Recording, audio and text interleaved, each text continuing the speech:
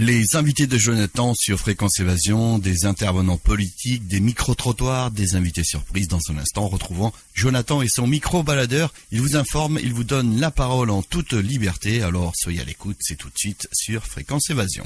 Samedi 5 février avait lieu le Rassemblement national des indignés à Clermont-Ferrand. Mouvement populaire initié en mai dernier, les indignés français ont jusqu'à présent peiné à mobiliser leurs concitoyens. On leur a souvent reproché de ne pas avoir de revendications claires.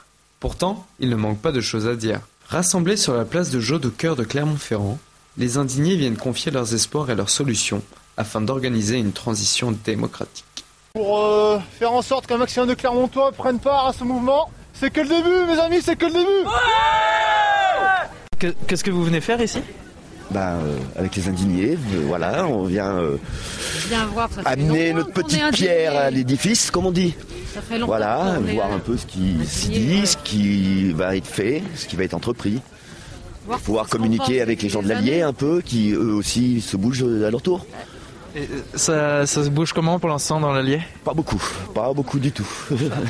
C'est pas bien bon. Non, mais bon, je vois rien de truc tout con sur Facebook. Ouais. Mais c'est affolant. Mon mur Facebook, c'est une page des indignés, mais c'est affolant. Affolant. Tu mets j'ai été faire les soldes, il y a 50 j'aime. Tu mets j'ai parlé avec les indignés, il n'y a rien, même pas un commentaire, rien. Donc les gens ils se regardent trop le nombril, c'est tout. Faut qu'ils arrêtent. Faut reprendre les valeurs de longtemps. Moi c'est ce qu'on m'a dit. S'entraider, voilà. S'inquiéter de son voisin, du SDF dans la rue qui est en train de crever de froid et personne ne bouge, même pas un œil pour y voir. Tourne la tête pour pas voir la misère, c'est plus facile, n'est-ce pas ?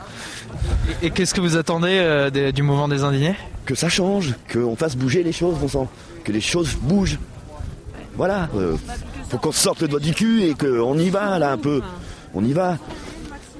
Voilà, et qu'on arrête de le sacro-saint business de l'argent, des banques et des grands profits.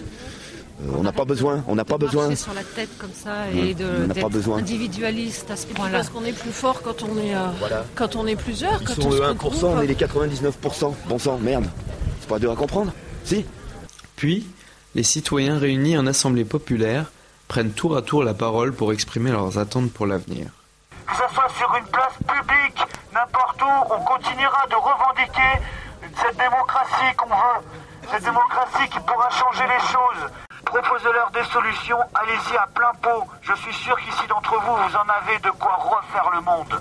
Moi, je voulais parler de mon ras-le-bol par rapport à un état d'esprit ambiant qu'on retrouve un petit peu partout, c'est celui de compétitivité. C'est-à-dire que dès l'enfance, dans notre éducation, on veut toujours nous mettre en compétition les uns contre les autres. Au travail, c'est la même chose. Les systèmes politiques, c'est la même chose, que ce soit la gauche ou la droite, on nous parle de compétitivité. Alors quand c'est pas au travail, c'est contre d'autres pays. Quand c'est pas contre... Enfin bon, bref. Alors que moi, je pense que ce mouvement des indignés aussi, ce qu'il reflète, c'est une unité.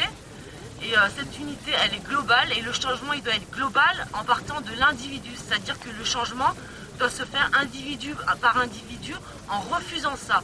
On refuse de se mettre en compétition les uns avec les autres. On va tous dans la même direction. Pourquoi ? Pour les gamins, pour la terre, pour tout ça, quoi. Après, on est tous différents, on a tous des passions différentes, mais il faut savoir s'accepter comme on est, se donner la main. Mais il faudrait au moins faire prendre conscience aux gens qu'il existe des choses, qu'il y a eu des idées et qu'aujourd'hui les pouvoirs en place, la finance ou autre, nous les saccagent tous les jours. Le programme du Conseil national de la résistance a été fait pendant la guerre, en 1945. Et aujourd'hui, c'est plus rien du tout quasiment. On voit bien qu'on peut plus se faire soigner dans les hôpitaux, qu'il n'existe plus grand chose. Donc peut-être commençons à retravailler autour de ces textes-là, c'est une proposition. Oui, donc je suis tout à fait intéressé par ce que tu viens de dire, parce que c'est vrai qu'il y a déjà plein de textes qui ont été déjà discutés dans notre pays. Il y a déjà beaucoup de travail qui ont été faits par les générations d'avant nous. Et juste pour rajouter une petite chose, j'ai entendu parler de l'audit citoyen. Donc c'était aussi ça m'a l'air d'être un passage obligé, c'est-à-dire obliger d'une certaine manière le gouvernement à prendre en compte la dette et la dette, ce qu'on appelle la dette odieuse, et puis la dette éventuellement qu'on a à payer effectivement. Mais voilà, dans certains pays, donc il y a des populations qui sont battues pour avoir cet audit citoyen, de savoir quelle est la part effective des choses à rembourser. Et puis là, la part qui n'est pas crédible. Voilà, donc un audit citoyen, je pense que c'est vraiment très très important. 1 heure plus tard, les indignés se réfugient dans la maison des sports de Clermont-Ferrand. À peine installés, chacun se rend dans un groupe de travail où sera traitée une problématique différente.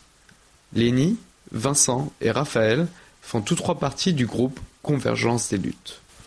C'est Lénie, donc j'ai 15 ans, je suis de la Cambrousse, puis j'ai une conscience politique assez jeune, donc je me suis dit, au lieu de rester à débattre avec mes parents, autant aller de l'action. Donc les indignés, ça m'a apporté cette opportunité. J'ai partagé toutes les vidéos de la défense, mais aux États-Unis, le plus possible sur mon mur, quoi.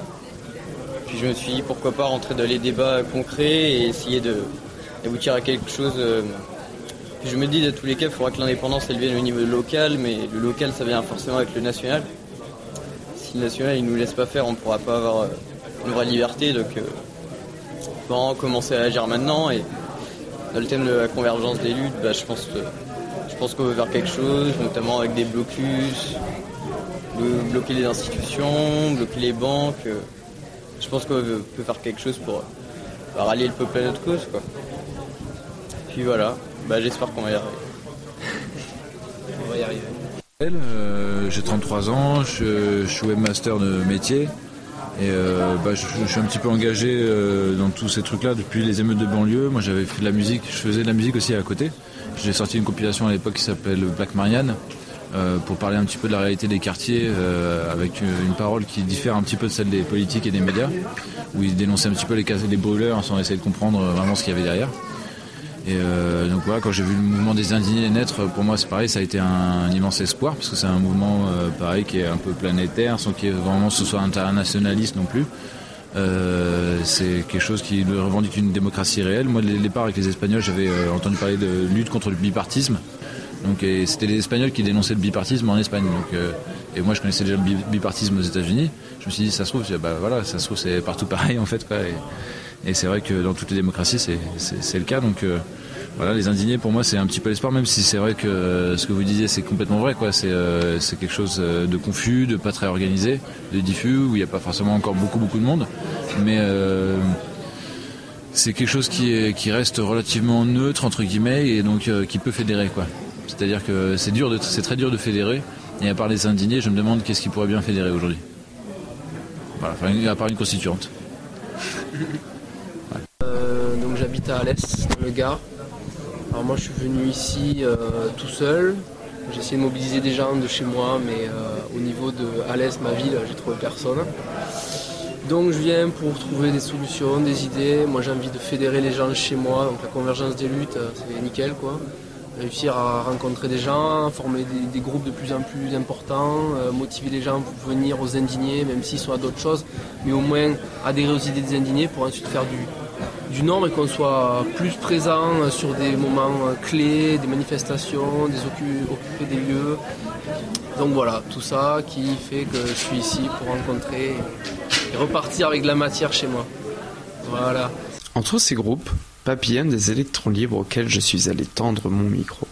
Bonjour Fabienne, qu'est-ce que vous êtes venu faire ici chez les indignés, à la coordination nationale des indignés? D'une manière très courte, je dirais m'indigner.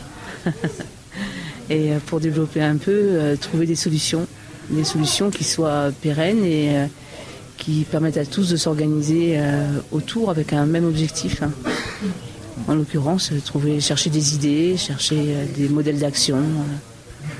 Voilà. À Bordeaux, ça se passe comment? Ça va tout petit à Bordeaux. En fait, on s'aperçoit que les indignés de Bordeaux sont tous ou pour la plupart issus du secteur associatif. C'est-à-dire qu'en fait, c'est plus un collectif d'associations que des individus. Des gens qui se réunissent sous la bannière des indignés parce que dans leurs actions, dans leur travail de bénévolat, ils sont confrontés à des situations qu'ils jugent indignes et pour lesquelles ils ont envie de faire bouger ou de bousculer les choses. Mais c'est plus une bannière de regroupement, plus genre collectif, ce que je n'ai pas vraiment retrouvé là, ici, mais c'est plus ça. C'est différents assos qui se rejoignent sous la même bannière, celle des indignés. C'est quoi votre espoir? Déjà, que le petit monsieur qui s'accroche à l'Élysée, il s'en aille. Voilà, parce qu'il a fait beaucoup de mal. Et puis que les gens retrouvent leur place dans cette société, une place de citoyen, qui n'est pas faite que de devoirs, qui est faite de droits. Mais un des devoirs des citoyens, c'est d'aller voter. Et le second devoir d'un citoyen, c'est de se prendre en charge et d'être très vigilant quant à la façon des élus de les traiter. C'est-à-dire qu'on va élire des gens qui sont censés nous représenter, mais la plupart considèrent comme ça comme un poste, comme un métier. Être élu, c'est pas un métier. Être élu, c'est une fonction. Et on ne fait pas un job quand on est un élu, tel qu'il soit. Ça va du président au maire, au député, on s'en fout. Mais ils sont là pour nous représenter. Le souci, c'est que 99% d'entre nous ne sont pas représentés par ces gens-là. Et comme on est nombreux, je crois qu'on a les moyens de faire pression au quotidien pour qu'ils fassent leur boulot, ce pourquoi ils ont été élus. Est-ce que vous pouvez m'expliquer le réseau citoyen dans lequel vous faites partie? Oui, alors son nom c'est les sans rien. Pourquoi sans rien? Parce que sans fric, sans boulot, sans droit, sans papier, sans logement, sans rien. Et on fonctionne comme un réseau de résistance pendant la guerre, c'est-à-dire que on est comme des systèmes d'alarme. On transmet les informations presque en temps réel et on les dispatche vers des gens qui sont aptes à agir, soit parce qu'ils ont une connaissance dans le coin qui fait qu'ils vont être directement en lien avec une problématique qui va de l'expulsion d'un logement à un problème de réfrigérateur en plein été, enfin des trucs très divers et variés. Mais on est là pour résister et nous sommes des résistants. Combien vous êtes? C'est un réseau de résistance. On est 3500 membres et une cinquantaine d'associations partenaires. Plus tard, je retrouve Che, Clermontois, qui est venu avec son drapeau tricolore. Che, donc tu parlais des symboles de la France. Aujourd'hui, il y a certaines personnes qui cataloguent l'utilisation du drapeau tricolore comme Front National ou extrême droite. C'est bien dommage justement que les symboles aient été accaparés par le Front National et que les gens fassent un raccourci après avec ça. Pour moi, le drapeau tricolore, il fait partie de l'histoire. L'histoire, la dernière couleur, celle de la Révolution, dont on peut être fier. Ça fait pas partie de la symbolique du Front National, la Révolution. A priori, son symbole, c'est Jeanne d'Arc, et je ne vois même pas pourquoi il parle au nom d'une défunte. Je suis même pas sûr que Jeanne d'Arc de son vivant aurait accepté les valeurs qu'il véhicule. Donc moi, je parle pas au nom des morts, je parle pas au nom d'un groupe, d'un parti, quoi que ce soit. J'aime la France, j'aime l'Auvergne, j'aime Clermont, j'aime l'Europe. Si je voudrais d'une Europe fédérale.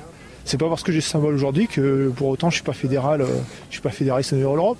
Charles vient de Paris. Il considère le mouvement des indignés comme un véritable laboratoire démocratique. Il réfléchit avec d'autres indignés à comment mettre en place un véritable système démocratique. Charles, tu viens d'animer un groupe de travail avec les indignés à Clermont. De quoi vous avez parlé? Donc oui, l'idée c'est d'optimiser un peu le système démocratique à l'intérieur même du mouvement. Donc il y a un radical commun là qui émerge, qui est que l'objectif du mouvement justement c'est avant tout d'être une sorte de laboratoire pour trouver en fait des systèmes de prise de décision collective les plus horizontales possibles, transparentes, qui puissent ensuite servir de modèle éventuellement à des échelles plus vastes, régionales, nationales, internationales, etc.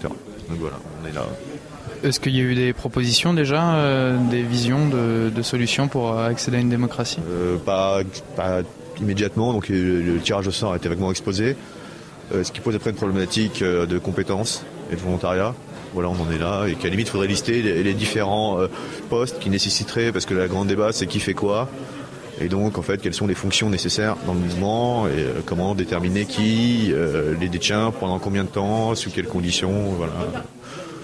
Bon, après, là, c'est un peu moi qui parle, en mon sens, mais le radical commun, c'est vraiment quoi, on a l'occasion, vu qu'on n'est pas trop nombreux, et qu'on est tous motivés à vouloir participer ensemble à quelque chose, trouver des règles de prise de décision collective qui puissent être crédibles à d'autres échelles. Radio Fréquence Évasion, le son de la Côte d'Azur. Poussez vos coups de gueule en direct sur l'antenne.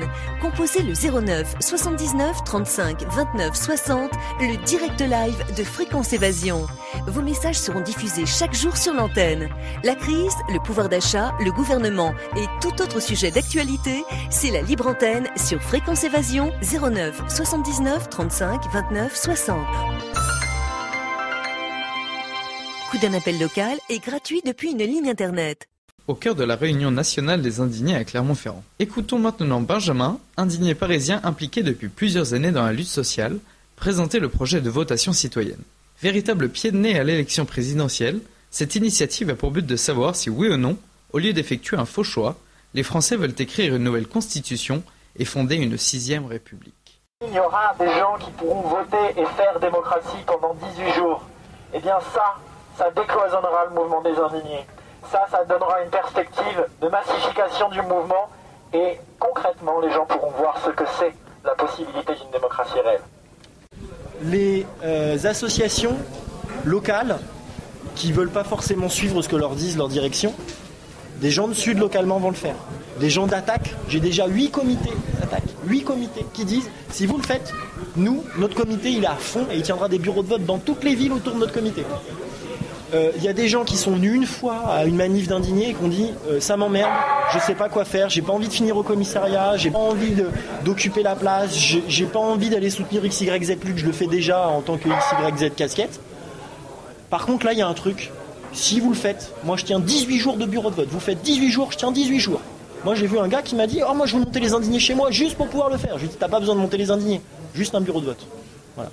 Donc c'est un moyen d'implication. Moi j'ai ma mère qui n'a rien à foutre du mouvement des indignés, post-68 Ardes là. Quand elle me dit voilà c'est fini, elle milite quasiment plus à part pour son parti politique de temps en temps. Elle me dit moi si tu fais ça, je vais dans ma campagne, je vais devant ma mairie, le jour du vote, le jour des élections, je mets un bureau de vote. Et tous les gens qui viendront voter, ils verront mon bureau de vote aussi. Et ils pourront voter ou pas. Donc clairement ce moyen d'implication, ce serait dommage de se l'enlever parce qu'on ne sait pas ce que ça pourrait donner. On essaye, on verra bien. Qu'est-ce qui se passe si on pose un bureau de vote devant un bureau de vote Ce qui est dit, c'est que l'idée, c'est que si tu es en provocation et que tu es juste devant la porte, il y a de grandes chances que tu te fasses soulever. Je pense qu'il y en a qui le feront, hein, quoique chacun, voilà. Mais si tu es un petit peu en retrait et que les gens passent, il n'y a aucun souci. Pour revenir sur la question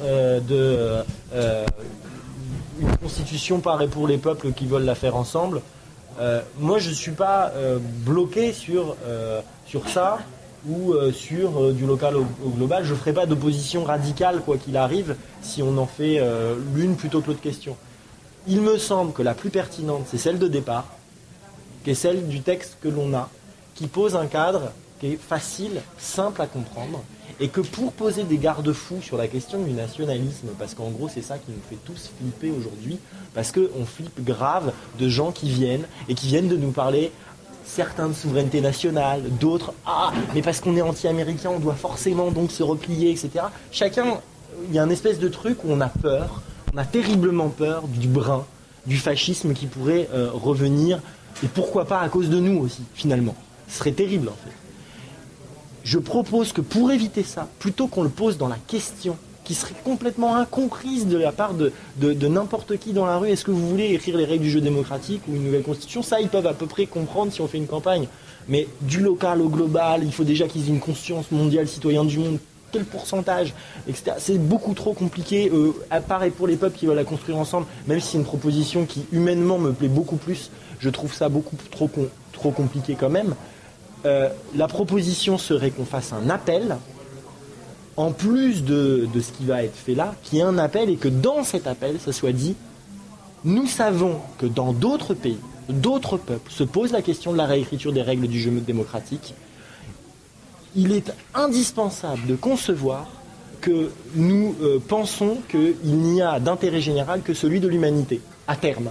Et que c'est vers ça qu'on veut aboutir, qu'on n'est pas là en repli. Il faut qu'on le mette. Nous ne sommes pas là en repli nationaliste. On doit le mettre. Et c'est extrêmement important. Et si on fait ça, il y a une possibilité qu'on garde à peu près ce texte-là, qui soit amendé, refait, avec quelques petits aménagements pour qu'il puisse convenir avec des idées d'autres AG, parce que là, pour l'instant, il y a que l'AG de Paris qui s'est positionné là-dessus, il y a l'AG de Paris-Nord, il y a l'AG de Montreuil, il y a l'AG de Belleville, il y a l'AG de Quimper, il y a Metz, et je sais plus lesquels, voilà. Quimper, j'ai déjà dit, Brest, je crois, je sais plus, je suis pas sûr. Toujours est-il, Strasbourg, il y a une des AG d'indignés de Strasbourg qui s'est positionnée sur la question. Donc l'idée c'est qu'on puisse rajouter des choses, mais qu'on prenne cette base-là, et que pour éviter le problème nationaliste, qu'on le dise à côté. Parce que je crois qu'on ne va pas réussir à faire un consensus sur une question qui soit globale. Voilà.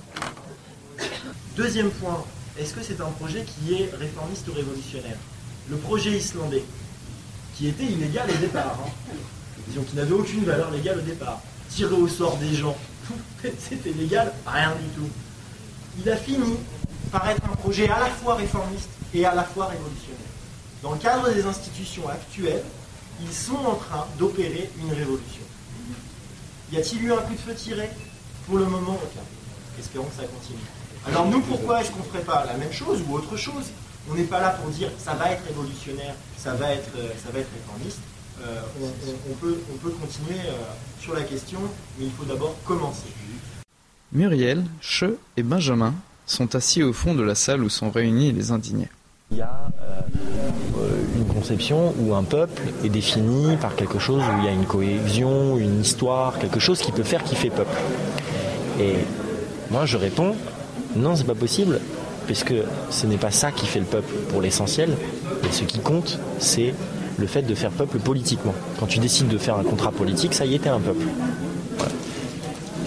Moi c'est une vision très idéaliste du peuple, d'accord, et le fait qu'il y ait des visions qui soient différentes comme ça, qui vont s'opposer, moi ça va parce que j'arrive à discuter, mais il y en a d'autres qui vont dire puisque lui il est en train de défendre la souveraineté nationale, parce que Jonathan considère que la souveraineté nationale est le seul endroit où il y a un exercice à peu près de la souveraineté populaire, et il le défend, d'ailleurs comme le PC le défend, comme Mélenchon le défend, en vrai, d'accord, et bien quand il dit ça, les gens disent il est nationaliste. Et puisqu'il est nationaliste, puisqu'il est pour la souveraineté nationale, puisqu'ils font des amalgames, ils font un amalgame souveraineté nationale, nationalisme, fasciste, pas bien, on te tue, on te tape dessus. Bon, il se fait insulter à longueur de journée, c'est normal que ça soit dur, tu vois. Quand il y en a un autre qui dit, bah écoute, moi je suis allé dans un parti qui s'appelait le Parti Humaniste parce qu'ils m'ont dit, voilà, et qui se fait insulter, tu vois, c'est pas cool. Moi je suis pas pour le Parti Humaniste, mais je les ai rencontrés. Je trouve que ce qu'ils font c'est chouette pour une toute petite partie de ce qu'ils font, et pour tout le reste je trouve ça soit inutile, soit même parfois dangereux, puisqu'ils ont des processus de recrutement qui sont un peu bizarres, etc. Mais enfin, c'est la vie, c'est comme ça. Donc tout le monde va se dire je suis en train de il y a une paranoïa collective qui est en train de s'installer.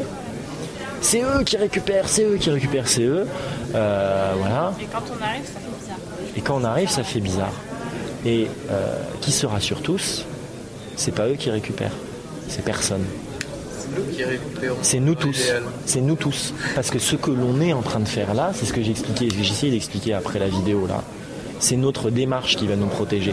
Et même si on s'est pris la tête, même si on s'est pris le bec, etc., où est-ce qu'il y a eu une possibilité infime de récupération par X, Y, Z, partis politiques, syndicats, sectes, associations ce soir? Niet, nada, wallo. Donc, quand les gens seront rassurés de se dire au moins on est protégé par ça, déjà là, on aura fait un grand pas. Et quand ensuite on pointera tous les problèmes de démocratie, de décision, de trop grand pouvoir de certains dans le mouvement, et qu'on pourra dire il ne faut pas pointer les gens. Tu vois, par exemple, quelqu'un comme moi, j'ai accès à plein de pages Facebook, j'ai un pouvoir de communication dans le mouvement qui est disproportionné, énormément disproportionné par rapport aux autres. Ça pose un problème, et c'est un vrai problème. Fait que je suis un moteur plus grand que d'autres sur certains trucs, et c'est pas juste. Donc maintenant, comment on fait pour que ces outils soient collectifs? Voilà. Et plutôt que de me pointer moi du doigt comme vilain méchant, on fait des outils collectifs. Et donc il y a des solutions à l'essentiel des problèmes qu'on a. Et je pense qu'on peut y arriver. À Lyon, ils ont fait une commission de déontologie, par exemple, pour éviter que n'importe qui poste n'importe quoi. À Paris, on a tenté une charte des réseaux sociaux. Ça marche pas très bien, mais bon, on essaye. On essaye des trucs. Et que les gens se fritent, c'est aussi dû au fait qu'on est complètement fatigué, que dans toutes les villes, plus particulièrement à Paris mais ailleurs, on s'est fait complètement lessiver par les pouvoirs en place, ignorent totalement le mouvement, même s'ils mettent « nous sommes les 99% » sur leurs affiches. Et ça, c'est pesant. Moi, je je suis dans un mouvement où avant j'étais au PG, j'ai plein d'amis au PG, et quand je leur parle du truc, ils disent mais tu te rends pas compte, les indignés servent plus à rien, maintenant c'est nous quoi, tu vois, c'est nous les assemblées citoyennes, c'est nous les... Oui mais c'est pas vous la démocratie réelle quoi, vous êtes peut-être les assemblées citoyennes mais il n'y a pas de démocratie donc ça sert à rien. Je pense que ça serait intéressant parce qu'encore une fois moi je me sens pas experte sur tous les sujets, même sur les 3/4 des sujets. Il y a certains sujets où peut-être je vais avoir plus un... Tu vois par exemple comme je suis prof, peut-être pour les sujets de l'éducation je pourrais avoir un point de vue peut-être un peu plus aiguisé voilà, qu'un agriculteur qui lui aura un point de vue un peu peut-être plus intéressant que moi voilà. Et donc pourquoi ne pas moi ça n'empêche que tu vois le système un peu de commission je sais pas tu vois où après t'as forcément des gens quand même qui s'y connaissent pas parce qu'il faut qu'il y ait tout le monde tu vois genre nous dans les établissements scolaires quand il y a les conseils d'administration enfin un peu partout tu vas avoir des profs tu vas avoir la direction tu vas avoir des élèves tu vas avoir des parents d'élèves et t'as tout le monde qui est représenté. Mais ça n'empêche que, entre guillemets, on délègue quand même un peu à certaines personnes. Tu vois ce que je veux dire ? C'est exactement ce que je dis. Oui, tout à l'heure, quand tu as un mandat semi-impératif, j'ai pas dit un mandat impératif, je suis contre le mandat impératif. C'est une connerie. Parce que le mandat impératif nécessite que tu bloques toute décision tant que l'Assemblée n'a pas délibéré. C'est une connerie. On fait confiance en quelqu'un et on lui dit on a un droit de regard parce qu'il vient nous rendre des comptes. On lui dit sur un certain nombre de points, ça serait bien que tu votes ça mon gars. Et puis quand il revient et qu'il a fait des conneries, si vraiment on en a marre, comme on a un vrai droit de regard, c'est pas seulement le droit de dire ah j'ai vu, hein, c'est pas bien mais j'ai vu, hein, tu vois. Non, c'est aussi le droit de le dégager. Pour moi le vrai droit de regard c'est ça. Mais à partir de ce moment-là, il n'y a plus de problème. Si on trouve qu'on n'a pas le temps de traiter tous les sujets, on traite ceux sur lesquels on est capable de traiter. Si on n'a pas le temps d'aller dans toutes les commissions, on sait qu'il y a des gens qui vont aller dans d'autres commissions. Regarde ce qui se passe dans un mouvement d'occupation étudiante. Passionnant. Tu passes ta vie en AG, c'est encore pire que les indignés. Tu fais 2 AG le matin, 1 AG l'après-midi, 3 AG dans la nuit, tu colles des tracts, tu te fais virer le matin, tu vires les anti-bloqueurs, les machins. Bon, qu'est-ce qui se passe ? Après, tu as des coordinations étudiantes. Bon, à part les syndicats qui essayent d'envoyer leurs gens, les partis qui essayent d'envoyer leurs gens, etc. Quand tu as quand même quelques vrais élus, d'accord, qui ont des assemblées correctes, ils ont un mandat quoi ? Il n'est pas impératif leur mandat. Pour l'essentiel, ils ont des mandats semi-impératifs. Ils viennent là-bas en coordination nationale et ils disent nous en assemblée on a proposé ça, nous en assemblée on a proposé ça, nous en AG on a proposé ça, etc. Ils reviennent rendre des comptes, souvent ils pipotent, machin, on ne sait pas trop ce qu'ils ont fait, machin, mais bon, de temps en temps on arrive à savoir ce qu'ils ont fait. Et quand on arrive à savoir ce qu'ils ont fait, on dit non mais t'as raconté des conneries. Et maintenant c'est de plus en plus qu'on y arrive. Live stream. Il y a un live stream de tout maintenant, c'est génial. Et t'as raconté des conneries mon gars, on t'a dit qu'il fallait voter ça, t'as fait voter autre chose. C'est mort, tu n'y retourneras plus, puis voilà. Donc pourquoi ce serait impossible ? Du principe de base que l'homme ne veut pas être asservi et a sa liberté de conscience, donc sa liberté de parole. Et moi je pars du principe que notre société de consommation nous a bien abrutis. Et tant qu'on ne sort pas de ça, on est des enfants. Et des enfants qui bouffent la bouillie qu'on nous donne. Donc avant d'avoir une conscience morale, une conscience citoyenne, avant d'éveiller en nous les citoyens que l'on est, il faut casser la spirale de je consomme, je prends du crédit, je bosse pour, etc., etc., etc. Parce que les gens, ils ont envie de faire quelque chose, qu'ils ont envie de libérer du temps pour faire ce quelque chose, et parce qu'ils ont ça, qu'est-ce qui se passe ? Eh bien, de plus en plus de gens qui participent au mouvement des indignés, tu remontes, tu fais quoi dans la vie ? Il me dit, je suis un marcheur. T'es un marcheur, il est un marcheur. Tu vis de quoi ? Je me démerde, je fais de la récup, je marche, machin. Moi je te coupe, je sais pas comment on fait, on met une croix dans ça. De suite parce que ça n'existe qu'en France dans la mesure où on est dans un pays qui socialement fait de l'assistanat à outrance et la personne qui est dans ce cas-là, la plupart du temps elle est dans une situation assistée socialement. Donc c'est totalement artificiel.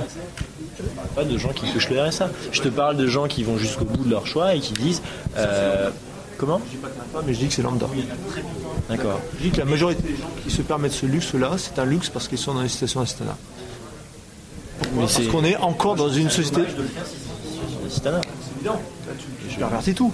Tu te pervertis tout. J'ai envisagé de le faire, j'ai envisagé d'être à la rue parce que je me suis dit c'est l'endroit où je vais pouvoir le plus aider les gens. C'est dans les bidonvilles qu'on peut aider les gens, autant être dans les bidonvilles, tu vois. Voilà. Donc j'ai envisagé de le faire. J'ai fini par ne pas le faire. J'ai rencontré une gentille dame. Voilà, et donc ça a changé la donne. Voilà. Mais sinon, j'envisageais réellement d'être à la rue volontairement parce que je me suis dit si j'ai un peu de tête et que j'arrive à tenir suffisamment longtemps, je vais pouvoir faire des choses super là où je suis. Et il était hors de question de toucher le moindre euro d'un revenu de transfert. Voilà. Et là, on est quand même dans une situation particulièrement en France où ça as ce revenu de transfert qui est fait en sorte pour encore plus civiliser le peuple et dire vous avez ça, cramez-nous pas la gueule tout de suite, on vous donne moins ça. Et cette personne qui se permet de dire je chie sur la société. Mais les gens, c'est contradictoire. Là où tu as raison, c'est que les gens ils suivent des élans. Les gens ils suivent. À nous créer l'élan le meilleur. Quand les gens ils verront qu'il y a un élan qui est fun, qui est à la mode, qui est chouette, peut-être pas par conscience, malheureusement pour beaucoup d'entre eux, peut-être juste par opposition au système, par besoin d'affirmer une identité, par ce qu'on veut, par plein de trucs, ils viendront à faire des occupations avec nous, à faire ce qu'on fait. Donc je m'en fais pas, c'est juste à nous d'enthousiasmer le plus. Si ce week-end fut riche en idées, il apparaît évident que seul un travail acharné doublé d'un investissement des citoyens pourra renverser la vapeur. Alors que les médias de masse nous disent qu'il n'y a pas d'alternative, nous nous rendons compte en écoutant ces indignés qu'ils ne veulent juste pas les voir. La censure par omission est le pire fléau de notre démocratie, et bien heureusement qu'Internet et quelques médias libres nous permettent encore de nous informer correctement. À titre personnel, je soutiens activement le projet d'écriture d'une nouvelle constitution par et pour le peuple. J'ose espérer que chacun saura savoir accomplir son rôle de citoyen, non pas en mettant un bulletin dans l'urne, mais en démontrant que la démocratie n'est pas qu'un mot. Bien à vous, c'était Jonathan pour Radio Fréquence Évasion. Les invités de Jonathan sur Fréquence Évasion. Fréquence Évasion.